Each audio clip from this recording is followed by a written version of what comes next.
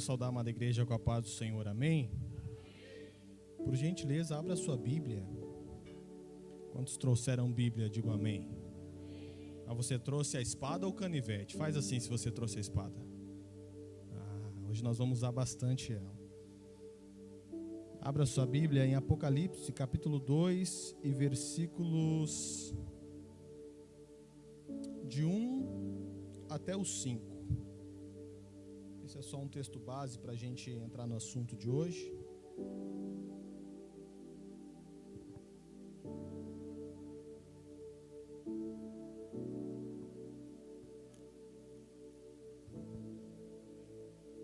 Livro de Apocalipse, capítulo 2, versículo 1 até o 5. Diz assim: Escreve ao anjo da igreja de Éfeso: Isto diz aquele que tem na sua destra as 7 estrelas, que anda no meio dos 7 castiçais de ouro.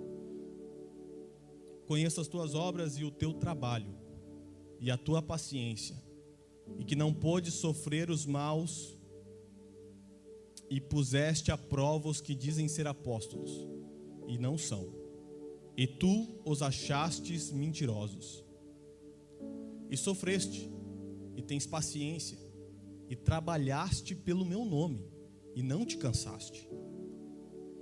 Tenho, porém, contra ti que deixastes o teu primeiro amor. Lembra-te, pois, de onde caíste, arrepende-te e pratica as primeiras obras. Diga comigo, primeiras obras. Não, você pode falar mais forte, diga primeiras obras. Quando não, brevemente a ti virei e tirarei do seu lugar o teu castiçal, se não te arrependeres. Feche os seus olhos mais uma vez. Senhor Jesus, aqui nós estamos, Pai, com a tua igreja, Senhor.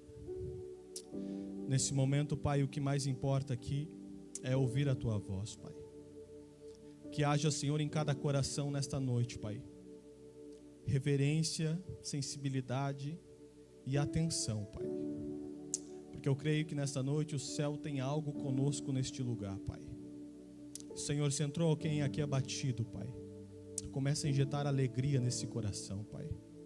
Se entrou alguém aqui enfermo, Espírito Santo, começa a produzir cura nessa pessoa. Se entrou alguém aqui, Senhor, atormentado, Pai, que haja libertação nessa noite, Pai. Mas nós cremos no poder da tua palavra, Pai, e é nela que iremos nos apegar nessa noite. Espírito Santo, enche o nosso coração com a tua graça, Pai, com a tua sabedoria neste lugar. Em nome de Jesus nós te pedimos, Deus. Amém e amém. Pode se assentar. Quero louvar a Deus por esta oportunidade. Tivemos um dia muito corrido hoje. E se eu não tiro algumas horas ontem, hoje eu não conseguiria concluir aquilo que o Senhor colocou ao meu coração. E nessa noite, o Senhor, Ele me faz não caminhar em cima de um texto apenas, mas em cima de um conceito nessa noite. Em cima de uma necessidade. Porque na verdade, esse texto que eu acabei de ler, eu só quero usar ele como introdução, não vou pregar em cima dele. Mas aqui o texto ele fala de uma igreja que é zelosa, uma igreja que é bíblica, fala de uma igreja que trabalha muito, fala de uma igreja que resistiu os falsos profetas e apóstolos, fala de uma igreja que cumpriu a sua missão. Porém, o Senhor Jesus tinha uma observação contra ela. A observação é que ela abandonou o primeiro amor. O que é o primeiro amor, gente? Quem aqui casou com a primeira namorada? Levanta a mão. Tem alguém aqui? Ô, gente, vocês foram muito namorador, hein? Eu posso dizer que eu casei com a primeira e única mulher que eu apresentei para os meus pais. E, gente, eu morava lá no Estreito. Na época, a 403 não era nem duplicada. Era bem a fase de mudança ali. E tinha domingos que eu passava de 3 a 4 horas dentro do ônibus, irmão, no meio do verão, só para ver aquela moça lá dentro da tesouraria. eu não estava nem aí pro calor, não estava nem aí pro busão balançando para lá e para cá. Eu queria chegar na casa dela, eu queria ver ela. E Chay, eu atravessava tudo para estar com a Tainara. Só que hoje nós temos 7 anos de casados. E a rotina vai entrando, irmão. E aí o texto é interessante que ele fala assim, ó, você perdeu o primeiro amor. Então o texto, ele está dizendo que você perdeu. O que essa igreja perdeu. O que nós muitas vezes perdemos com Cristo. Lembra quando você se converteu? Lembra quando Jesus entrou na sua casa, que estava toda bagunçada, e ele entrou lá dentro, começou a arrancar os demônios, começou a restaurar teu casamento, começou a batizar teus filhos. Você lembra disso? Naquele tempo não tinha dia de chuva, todo dia era dia de estar na igreja. Não tinha calor, não tinha trânsito, não tinha nenhum dinheiro extra que te fizesse perder um culto, não tinha, irmão. Você estava queimando por Jesus. Mas daí a rotina vai chegando, e ela vai entrando. E o texto de Apocalipse, ele fala assim, ó, não adianta você resgatar o primeiro amor sem praticar as primeiras obras.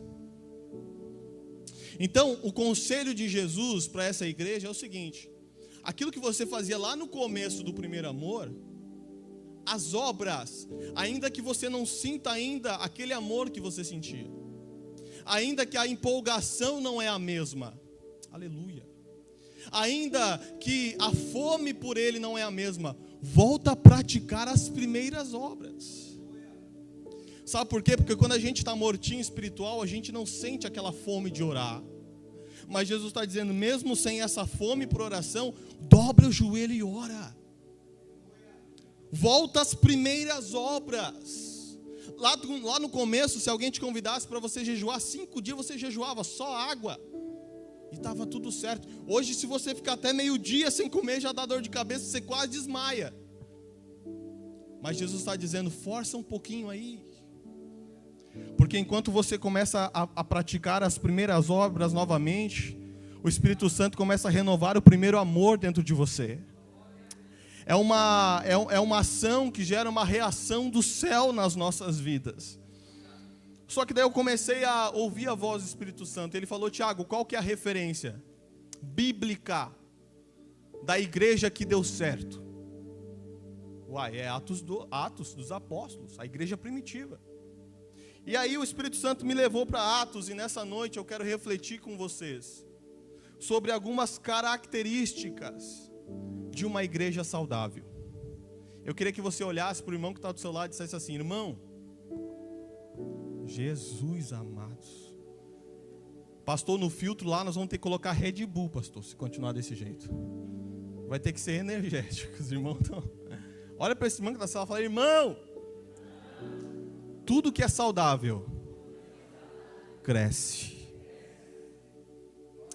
A Antonella está há 6 meses só no leite materno. Começou agora a comidinha. Mas é interessante, pastor, que em 6 meses só no leite materno ela engordou 7 quilos, gente. Daqui a pouco mais é uma caixa de leite daquelas de doce. Não aguenta mais. E a Tainara não inventou nada, não tomou suplemento, não, só comida normal. Porque tudo que é saudável cresce, gente. Tiago, eu quero que a minha família dê certo. Então, transforme a sua família num lugar saudável, num ambiente saudável, de paz, de alegria, de compaixão, de empatia. Porque se lá na tua casa você tiver um relacionamento saudável com a esposa, com os filhos, a sua família vai crescer, irmão. Tiago, eu quero que a minha empresa cresça. Então, faz as coisas certas, que a empresa vai crescer, é automático. Agora não tenta pegar atalho não dá certo. Não tenta usar, entre aspas, anabolizantes, porque não é saudável. Não tenta fugir do processo, porque o processo é necessário para você crescer.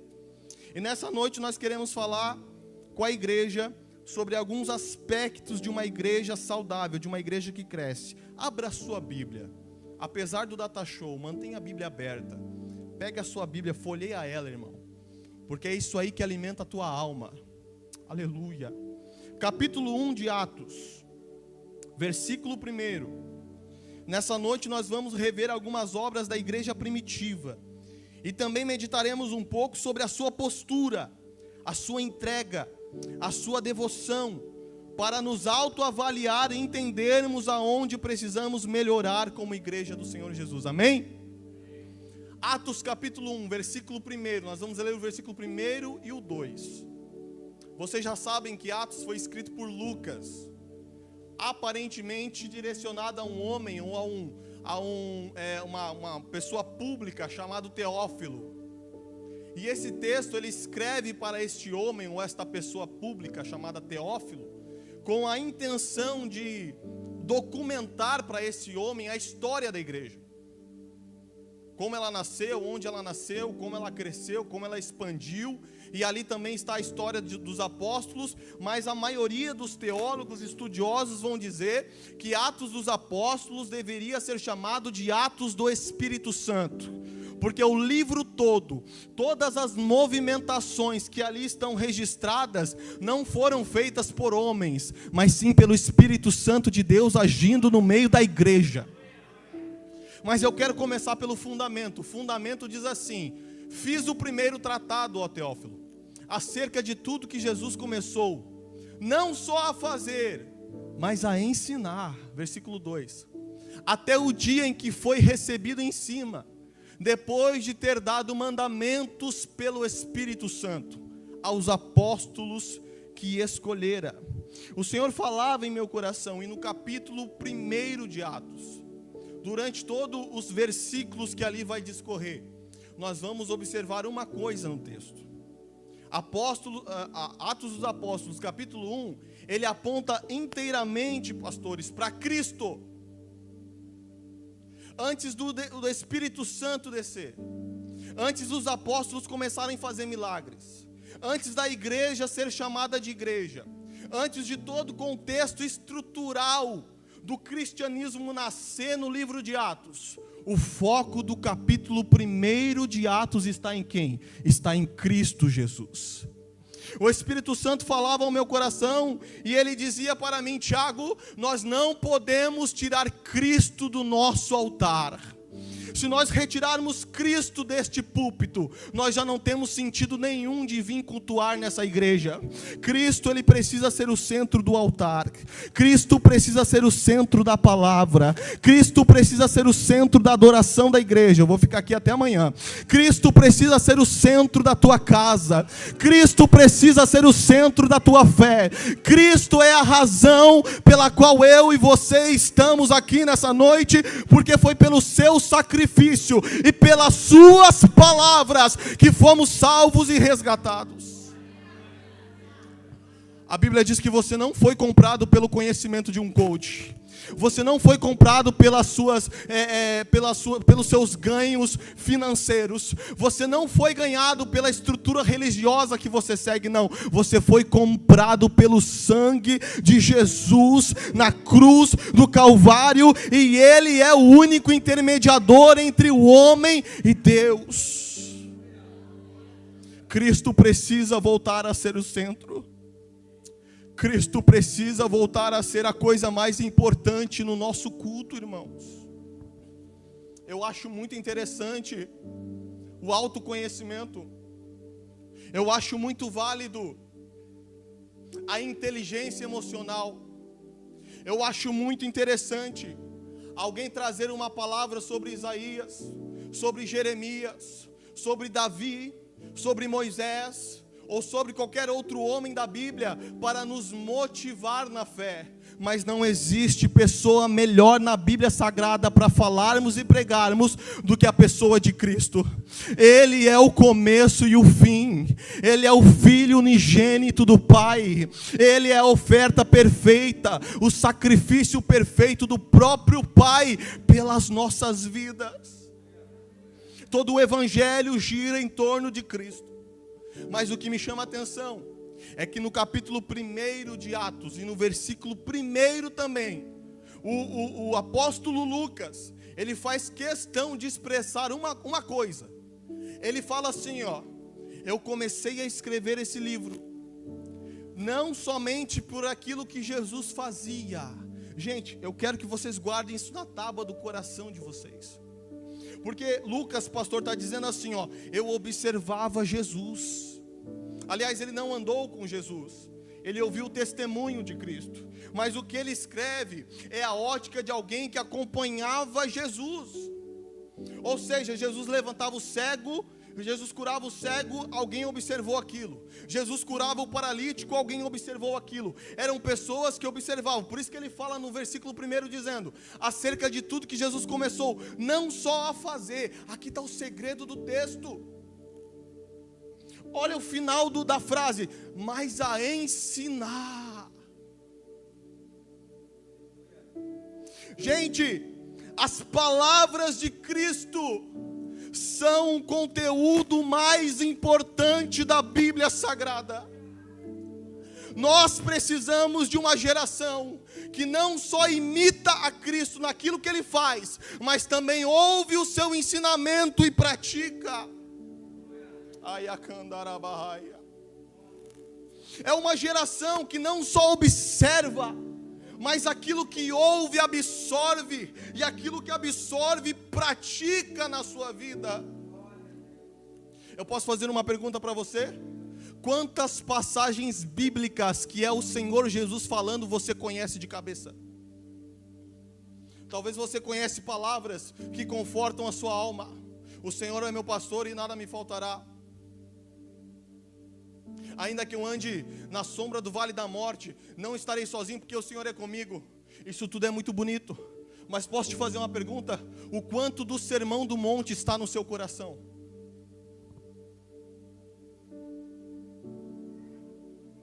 O quanto do sermão do monte está intrínseco no seu caráter? O sermão do monte é considerado a pregação mais importante do Novo Testamento. Ali é a base de toda a doutrina do próprio Senhor Jesus Cristo. Mas muitos não conhecem. Muitos nunca leram. Muitos não sabem nem aonde está escrito. A verdade é que as palavras de Jesus, elas precisam voltar a fazer mais sentido para nós. Mas eu quero falar algo para você que está aqui. Quando você começa a dar atenção às palavras de Jesus, coisas sobrenaturais começam a acontecer na sua vida. Porque todo o poder de Deus está nas palavras de Jesus Cristo. O centurião de Cafarnaum, em Mateus 5:8, pela fé entendeu o poder da palavra de Cristo. Ele chega para Jesus e diz: Senhor, o meu servo está em casa doente e precisa de ajuda. Aí Jesus olha para ele, pastor, e fala assim: então eu vou lá na sua casa e vou dar saúde para o seu servo. O centurião olha para Jesus. Se você não dá glória, irmão, eu vou desligar o microfone e vou para casa. Ele fala assim para Jesus: Jesus, eu não sou digno de te receber na minha casa, mas se o Senhor liberar só uma palavra daqui, lá na minha casa o meu servo será curado. Lázaro estava morto há 3 dias, Mateus, já cheirava mal, mas quando o Senhor Jesus se posiciona na frente da tumba, ele grita: Lázaro, vem para fora. E adivinha, o morto ressuscita e sai caminhando de dentro da cova. Quando a multidão está ouvindo Jesus pregar e acha que a pregação dele é muito forte e começa a ir embora, ele olha para os discípulos Jesus e diz assim: vocês também não querem ir junto? Podem ir com a multidão, não tem problema. Aí Pedro, inspirado pelo Espírito Santo, olha para Jesus e diz: Senhor, para quem nós iremos, se só tu tens as palavras de vida eterna? Você pode levantar por alguns instantes as suas mãos. Comece a clamar para o Senhor, dizendo: Senhor, eu quero sair daqui nessa noite cheio das tuas palavras no meu coração. Uraia candarabahaya, candarabahaya.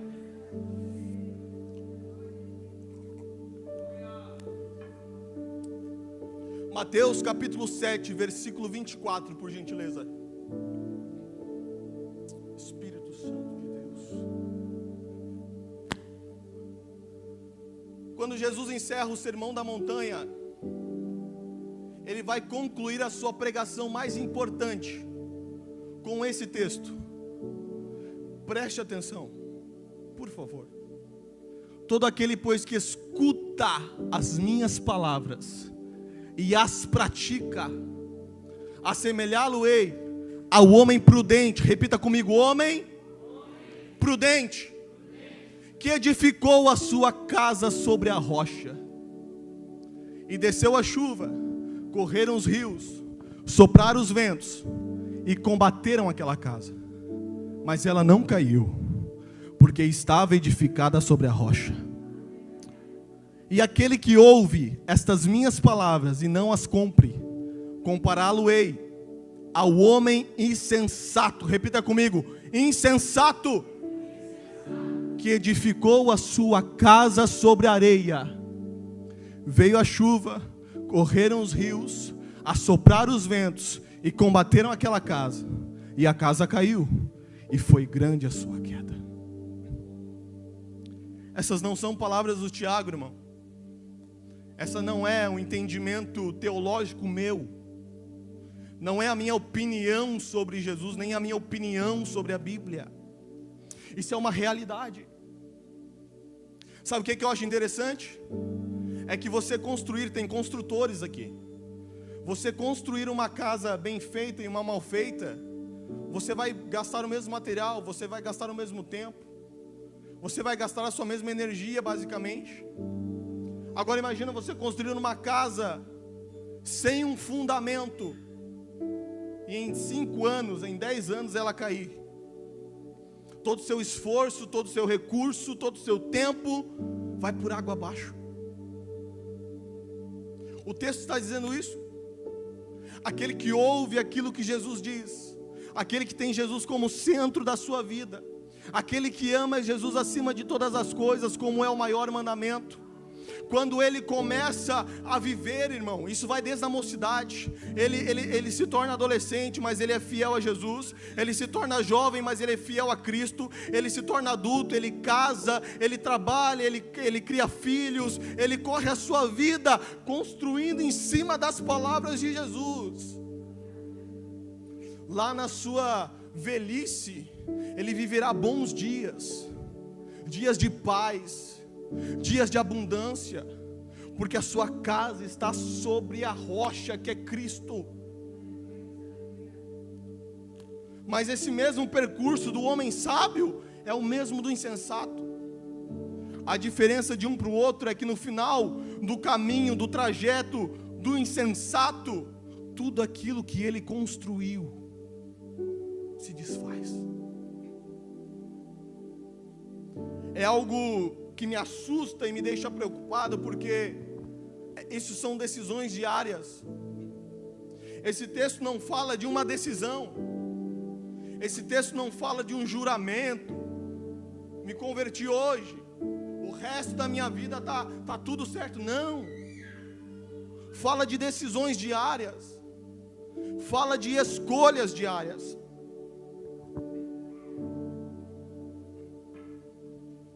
Repita comigo.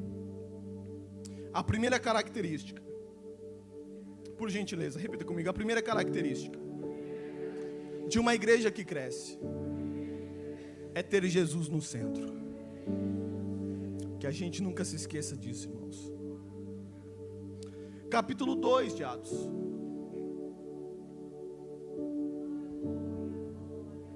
E cumprindo-se o dia de Pentecostes, estavam todos reunidos no mesmo lugar, concordiamente no mesmo lugar, e de repente veio do céu um som como um vento impetuoso, veemente impetuoso, e encheu toda a casa e todos que estavam assentados.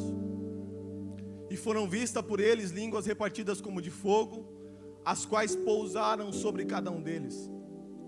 E todos foram cheios do Espírito Santo, e começaram a falar noutras línguas, conforme o Espírito Santo lhe concedia que falasse. Até aqui. A segunda característica de uma igreja que cresce, irmãos, antes da gente mergulhar nesse conceito, eu queria trazer a tua atenção, porque sempre que a gente lê Atos 2, a gente normalmente, o nosso coração já queima, a gente já olha para o avivamento, olha para o Pentecostes, e isso realmente é uma verdade desse texto. Só que o que me chamava a atenção, estudando, é que a igreja nasce no dia de Pentecostes. Preste atenção, no capítulo 1, Jesus está prestes a subir aos céus, está ensinando o povo, ensinando os apóstolos, mas a igreja ainda não existe, são somente os apóstolos que estão ali ouvindo Jesus, porque Ele é o fundamento. Mas no capítulo 2, a igreja do Senhor Jesus é inaugurada, no dia de Pentecostes, no dia em que o Espírito Santo desce, a igreja vira uma realidade no mundo físico natural. Quem me ouve, diga amém. Olha que interessante, pastor. Sabe o que me preocupa? A gente vive muitas vezes um contexto em que a gente acha que consegue ser igreja sem a presença do Espírito Santo. Eu não estou falando de manifestação de línguas. Eu não estou falando de manifestação de dons. Eu estou dizendo que no dia de Pentecostes, o Espírito desce sobre a igreja, como a gente já aprendeu, como revestimento de poder para o martírio. É uma capacitação espiritual para que o crente não retroceda. Cristo é o nosso alvo, Cristo é o nosso fundamento, mas quem nos conduz como igreja, quem recebe a nossa adoração, quem nos inspira na pregação, quem nos orienta as almas que têm que ser ganhadas, é o Espírito Santo.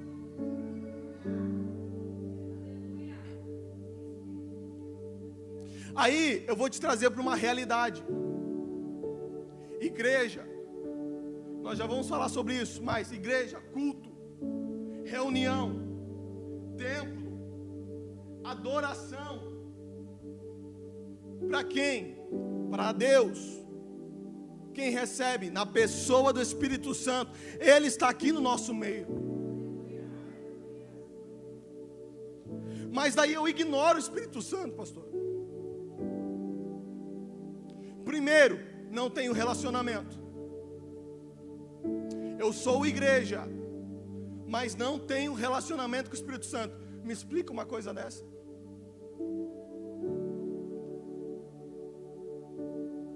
Quando nós chegamos na igreja, por exemplo, na reunião de segunda, a gente deu risada, né?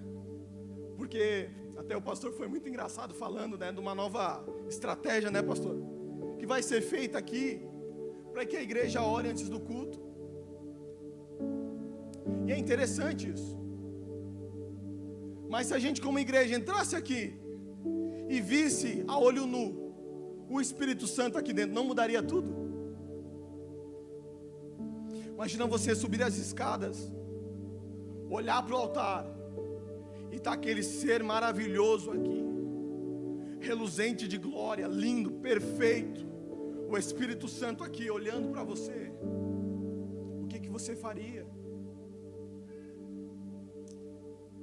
Muitos correriam no altar em lágrimas e falariam com eles. Outros se atirariam pela igreja já pedindo perdão e se arrependendo. Muitos lá na escada já começariam a orar, porque sabem que o Espírito Santo está aqui. Mas a realidade é outra. Ele está aqui. Ainda que nós não o vejamos a olho nu, nós o sentimos a sua presença. Mas eu pergunto, igreja, por que nós o ignoramos mesmo assim? A igreja nasceu no dia de Pentecostes. A igreja nasceu debaixo da glória de Deus. A igreja nasceu debaixo de intimidade com o Espírito Santo. E por que nós estamos tentando fazer as coisas do nosso jeito, ao invés de buscar a presença do Espírito Santo, para que Ele nos conduza como igreja? Eu digo para você que nós precisamos de uma metanoia. Nós precisamos de uma renovação de mente. Nós precisamos de mais temor. Nós precisamos de mais reverência. Nós precisamos de mais entrega. Eu volto no começo da pregação. Você não consegue voltar ao primeiro amor sem praticar as primeiras obras, mas você consegue, praticando as primeiras obras, resgatar o primeiro amor e voltar a queimar pelo Espírito Santo.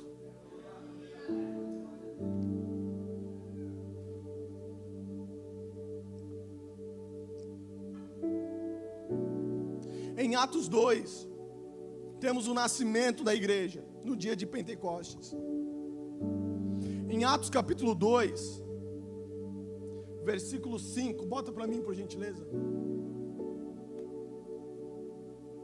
Eu acho que é o 7.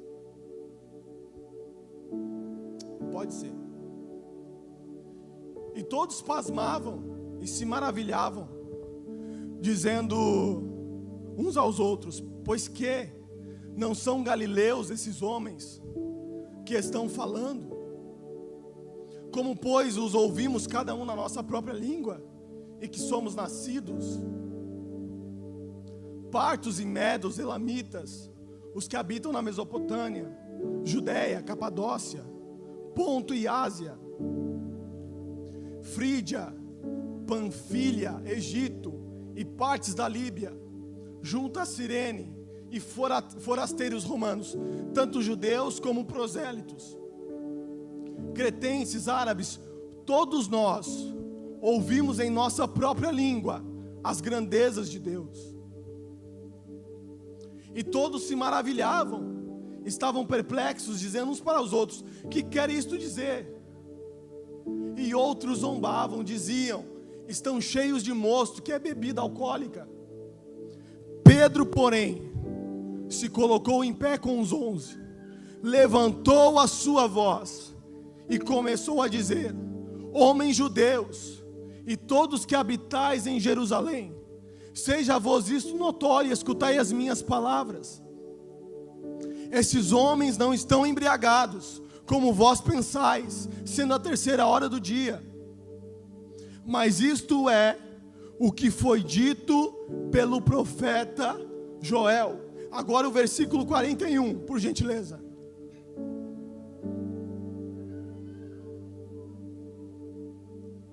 O 40, por favor, o 40. E com muitas outras palavras, isso testificava e exortava, dizendo: salvai-vos desta geração perversa. De sorte que foram batizados de bom grado, receberam a sua palavra, e naquele dia agregaram-se quase 3.000 almas. Gente, presta atenção.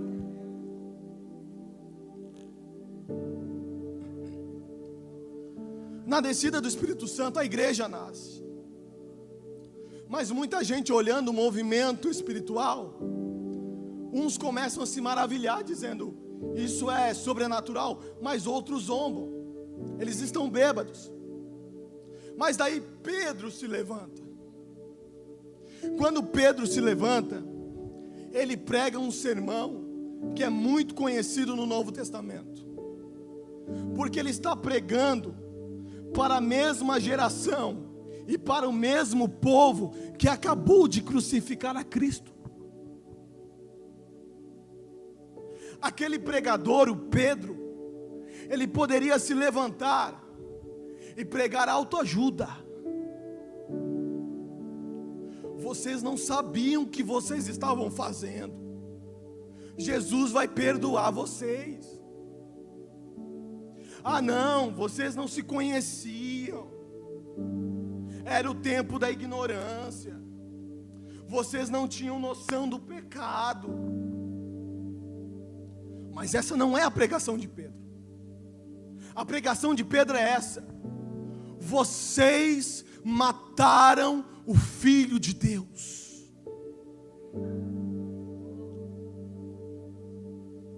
Aí eles olhavam para Pedro e diziam: como nós faremos para sermos salvos?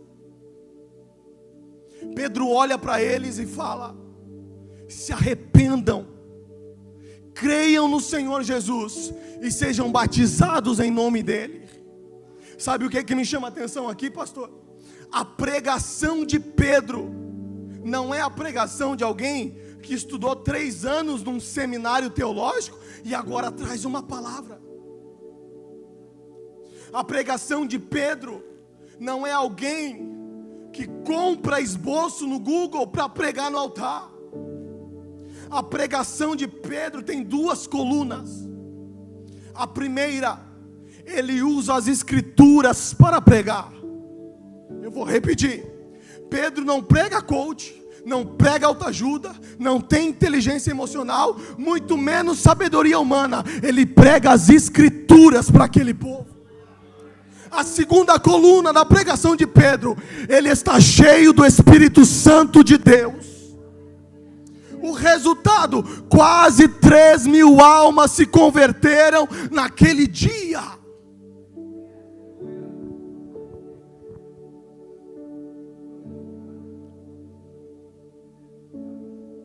A igreja nasce na presença do Espírito Santo. E eu não sei se você vai dar glória, e eu não sei se você vai entender o que eu vou dizer, mas a nossa geração de pregadores também precisa nascer debaixo da orientação do Espírito Santo e das Escrituras. Quase 3.000 almas se convertem naquele dia. E aqui se cumpre uma promessa. Porque quando Jesus encontra Pedro, ele está na beira da praia falido. Jesus dá uma palavra, o milagre acontece, ele enche o barco de peixe. Mas quando ele volta, ele olha no olho de Pedro e diz: você não vai ser mais pescador de peixe. A partir de hoje eu vou te fazer pescador de homens. Atos capítulo 2 e versículo 41, é a primeira grande pesca do pescador de homens que Jesus chamou para ser um obreiro, para ser um apóstolo, para ser um profeta, para ser um homem de Deus. Porque quem está cheio do Espírito Santo e baseado nas Escrituras, as promessas se cumprem na sua vida. Atos capítulo 2 e versículo 42. Quem me ouve, diga amém.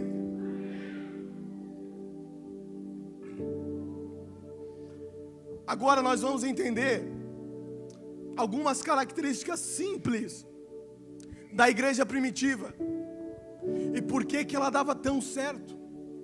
O primeiro nós já entendemos. Cristo era o fundamento e o centro daquela comunidade. O segundo, a igreja caminhava debaixo da orientação do Espírito Santo.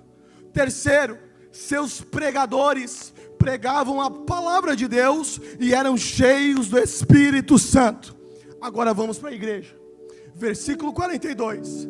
Primeiro, perseveravam na doutrina dos apóstolos. Tem uma cultura que eu amo demais. Que cultura é essa?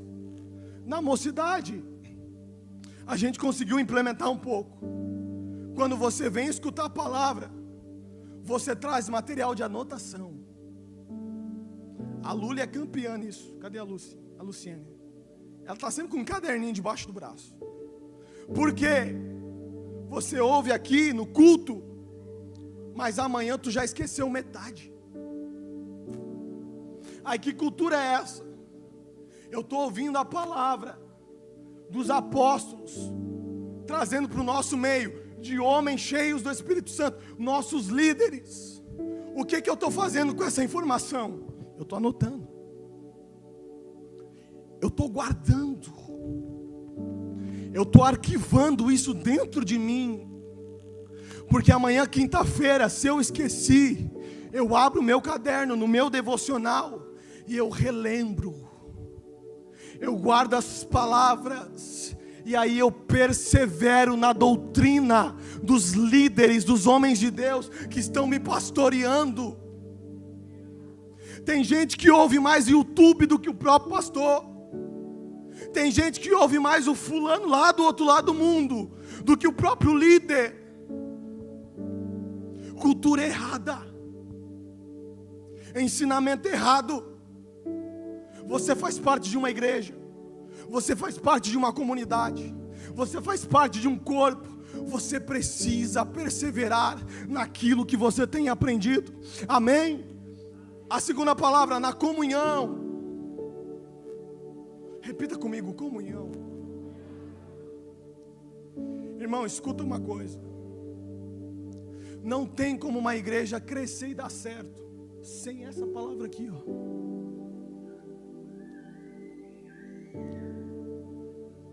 Hebreus capítulo 12, eu acho que versículo 10 ou 11, diz assim, ó: não permita que cresça no meio de vós uma raiz de amargura,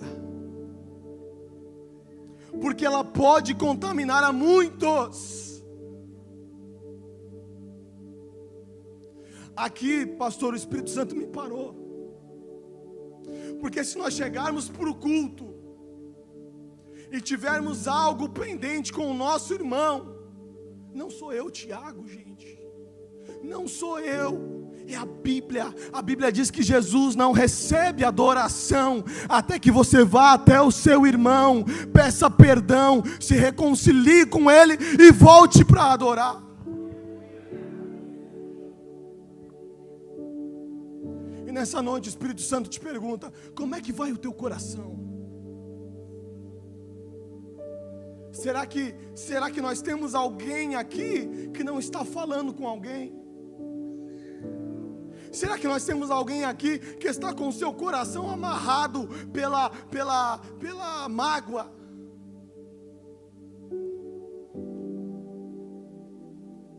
Às vezes a gente chega num culto como esse e parece que talvez o ambiente não flui, não vira.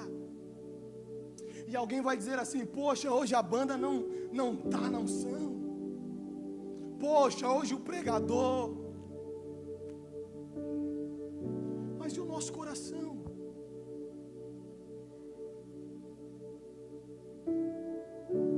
Quando você está perto do Espírito Santo, você fica tão quebrantado por essas coisas, que se você acha que você errou, você já pede perdão. Alô, fulano, vai, irmão, eu acho que eu não te cumprimentei ontem, me perdoa, me desculpa, vamos voltar a caminhar, deixa para lá isso aí, me perdoa.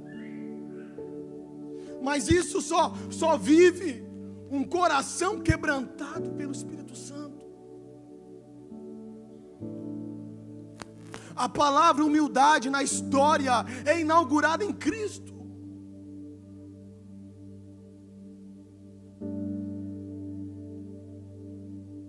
Nós precisamos voltar a ter comunhão, irmãos. Eu vou além, na sua casa, irmão, não durma brigado com a sua esposa. Não durma de mal com seu esposo. Conversem. Sentem numa mesa, façam uma oração, leiam um versículo e depois conversem sobre os problemas. Aleluia. Mas resolvam as suas pendências. Mais vale você sofrer aqui uma humilhação de 1 hora, de 2 horas, de 1 semana, de 1 mês, do que você sofrer eternamente no inferno, irmão.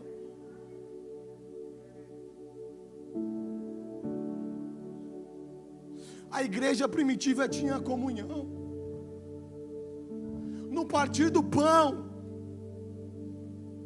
Você sabia que na igreja primitiva, praticamente todo dia tinha Santa Ceia? Quase todo dia. Quase todo dia eles se reuniam numa mesa, partiam um pão e se lembravam do sacrifício de Cristo. Quase todos os dias eles se visitavam para orar uns pelos outros, se ajudarem nas suas necessidades e lembrarem do sacrifício de Jesus. É por isso que aquela igreja expandiu, pastor. É por isso que aquela igreja teve uma curva de crescimento que nenhuma outra na história teve. Aqui, para finalizar esse versículo, nas orações. Sabe qual que é a moda hoje? Vou contar para você, meu tempo está acabando. A moda hoje é essa assim, ó. Eu tenho meu secreto com Deus em casa. Essa é a moda. Mas o texto diz que se é igreja, ora junto.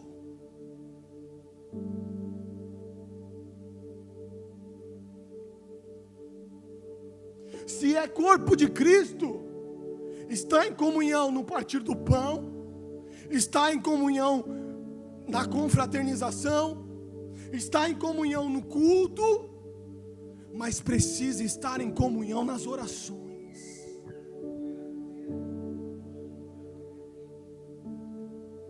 Se nós soubéssemos o poder da nossa oração em unidade, se você soubesse o poder que tem a igreja orando por você, meu irmão. Deixa eu testificar uma coisa aqui.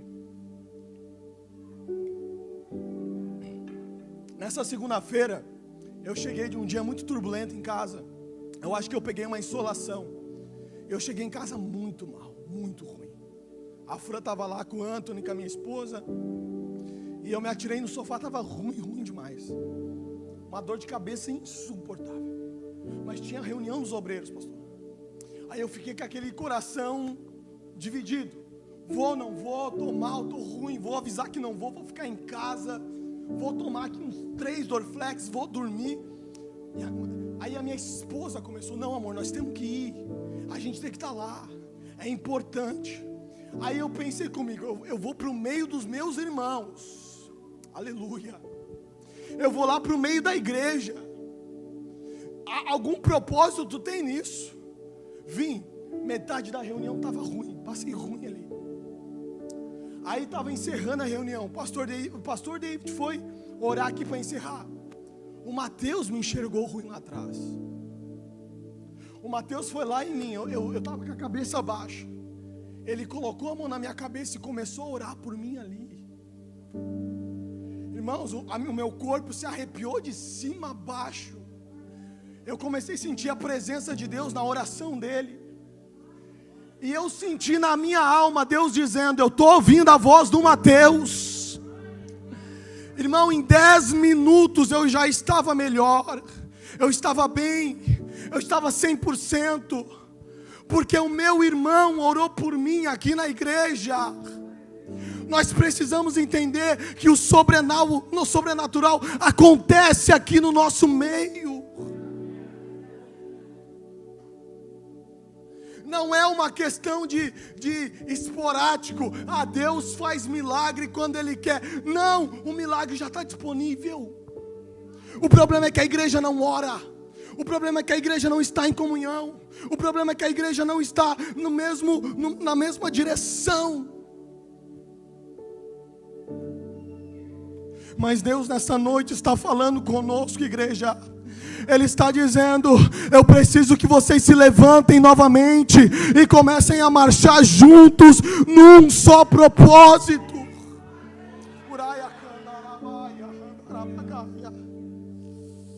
Eu tenho que correr. Atos capítulo 2, versículo 43. Aleluia. Preste atenção nessa frase, por favor, irmão, por favor. Em toda a alma havia temor. Em toda a alma havia temor. Você acha que precisa de um texto aqui dizendo para orar? Não precisa. Você acha que precisa de alguém dizendo desliga o celular? Não precisa. Você acha que precisa de uma irmã dizendo olha as vestes, olha a roupa? Precisava um líder dizendo não conversa, presta atenção na palavra. Não precisava. Porque se nós olharmos para a nossa referência, a Bíblia diz que naquele tempo toda alma tinha temor do Senhor, toda alma tinha reverência do nome do Senhor. A palavra temor no grego, traduzindo para a nossa língua português, o seu sinônimo é reverência. Não é medo, não é religiosidade, é reverência à presença de Deus. Mas olha a continuação, presta atenção. Em toda alma havia temor. E olha aí, vê se isso aqui não te empolga. E muitas maravilhas e sinais eram feitos pelos apóstolos. Porque aonde a reverência, o sobrenatural se manifesta, onde a atenção está na palavra, em Jesus, Ele se manifesta, porque Ele exige reverência.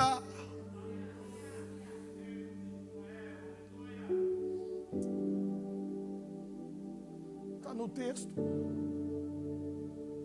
está na Bíblia, está aqui, gente, está aqui, ó. Era só a gente ler, era só a gente praticar. Nós precisamos desenvolver uma cultura de santidade. Isso aqui, pastor, me lembra Romanos 12, versículo 1. Rogo-vos, pois, irmãos, pela compaixão de Deus, que apresentai os vossos corpos como um sacrifício a Deus, como sacrifício vivo, santo e perfeito a Deus, pois esse é o vosso culto racional. Paulo reforça de maneira maravilhosa que o culto, para que Deus se agrade dele e se manifeste nele, ele pede referência e temor. Capítulo 2 de Atos, versículo 45. Vamos correr, eu tenho 10 minutinhos. Quem me ouve, diga amém. E vendiam as suas propriedades e bens, e repartiam com todos, segundo cada um havia de mister, ou seja, cada um precisava. Sabe o que é interessante? Primeira coisa, isso aqui não é comunismo, coisa nenhuma. A ideia do comunismo não tem nada a ver com isso aqui. Jesus está falando aqui, Atos está nos trazendo uma cultura de desapego material, uma cultura aonde nós temos a autonegação e nós excluímos a competição. Ou seja, o irmão comprou um carro, eu tenho que comprar um melhor, mas o irmão do lado está passando fome.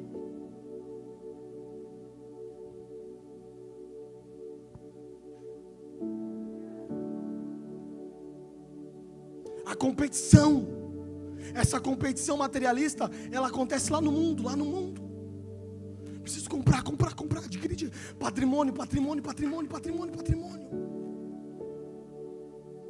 Mas se a gente passar, pastor, dentro de um carro automático com ar-condicionado, tudão, passar pelo caído na sarjeta, não para. A gente não para. Com dinheiro na conta, a gente vai para a praia, vai para férias, vai para a pizzaria, vai para o sushi, vai para tudo que é lado. Menos para o meio da favela fazer missão. Para os becos e valados orar pelas pessoas. Aqui fala de uma cultura de desapego material. Irmão, tem gente que não gosta nem de dar carona para o irmão.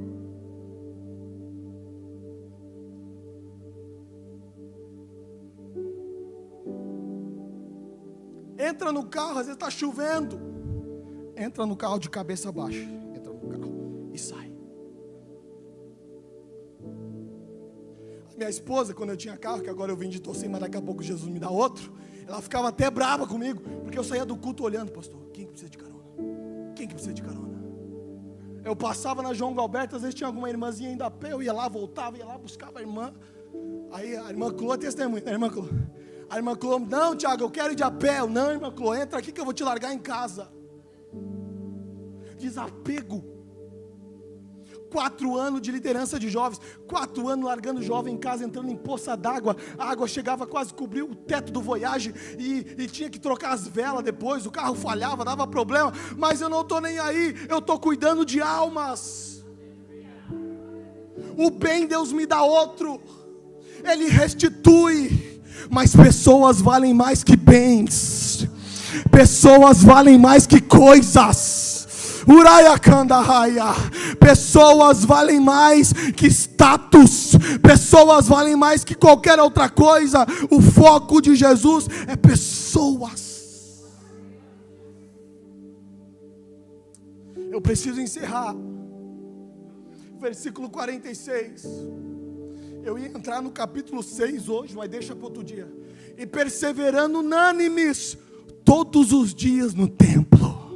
Levanta a sua mão, só você que gosta de vir para a igreja cultuar, só você que gosta de um culto pentecostal, vai, só você que ama a presença de Deus.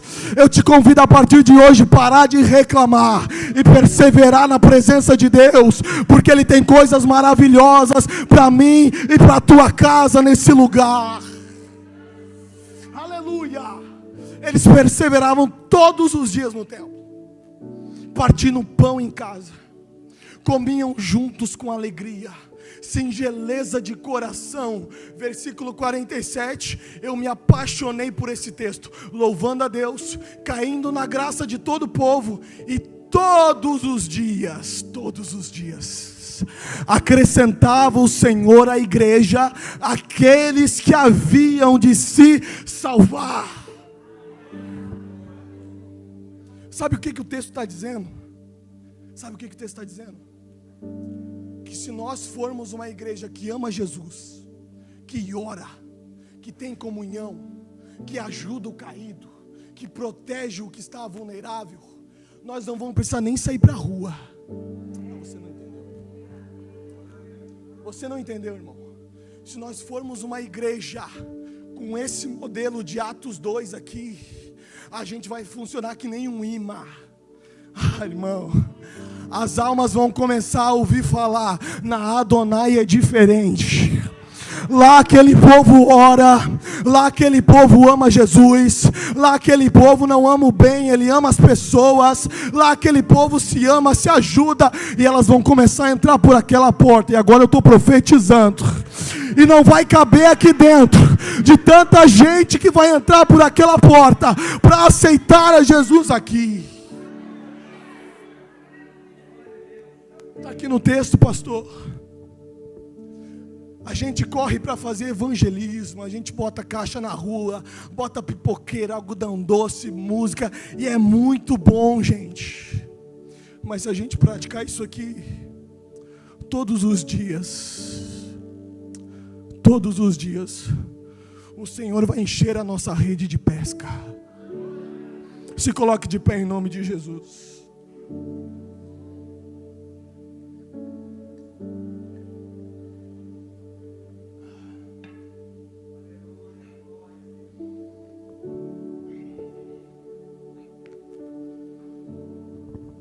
O título desse sermão de hoje é um coração disposto a ser igreja.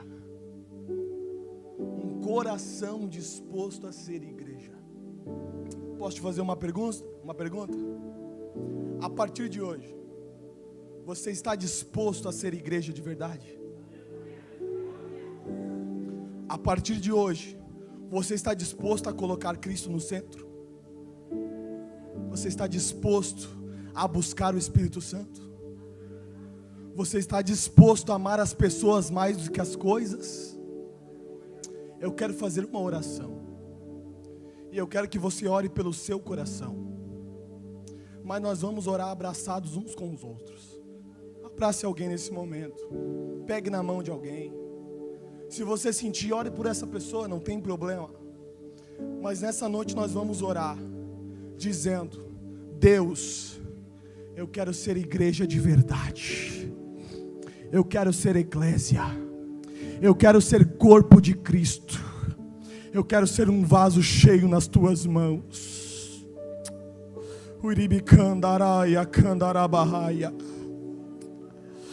Uraia chorabaia candorabagaia chorabahaia. Urabacandorabaia soramandarabahaia. Jesus está transformando corações aqui nesse lugar. 2024 essa igreja terá um crescimento sobrenatural. Em nome de Jesus. Comece a falar com Deus. Espírito Santo de Deus. Espírito Santo de Deus. Uraia candarabaia sorabacandarabahaia. Deus nos ajuda a ser melhor, Pai. Jesus, nós queremos ser uma igreja de verdade. Jesus, nós queremos ter, Senhor, em nós o Teu DNA. Ó Senhor, restaura em nós o primeiro amor. Nos ajuda, Jesus, a voltar às primeiras obras, Pai.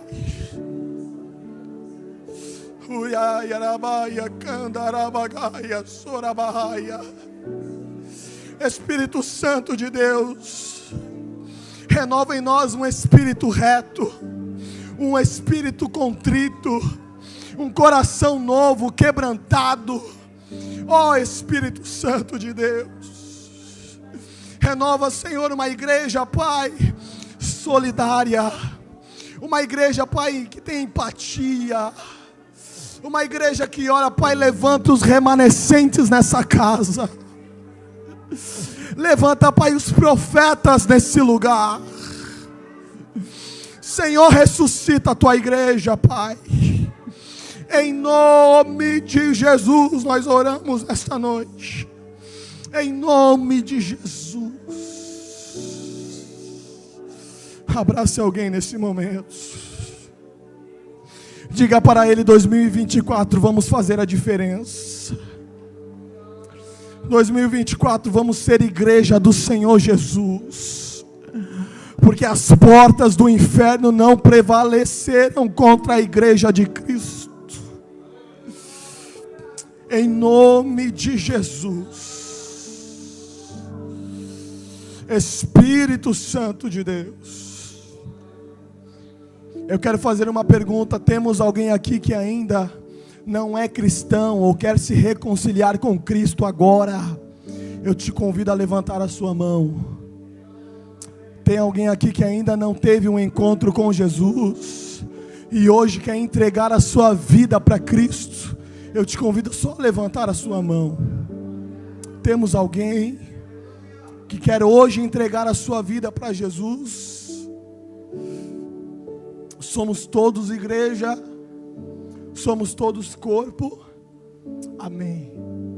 Irmão, guarde essa palavra em nome de Jesus. Faz tempo que eu não justifico algumas coisas, mas essa aqui eu apanhei um pouquinho para trazer. Eu pensei várias vezes, não é do meu, como é que é? Não é da minha patente pregar essas coisas, mas o Espírito Santo me conduziu. Guarde essa palavra, irmão. Vamos ser igreja de verdade. Amém? Um mandamento vos dou, disse Jesus: amai-vos uns aos outros, como eu vos amei. Em nome de Jesus. Pastor, obrigado pela oportunidade.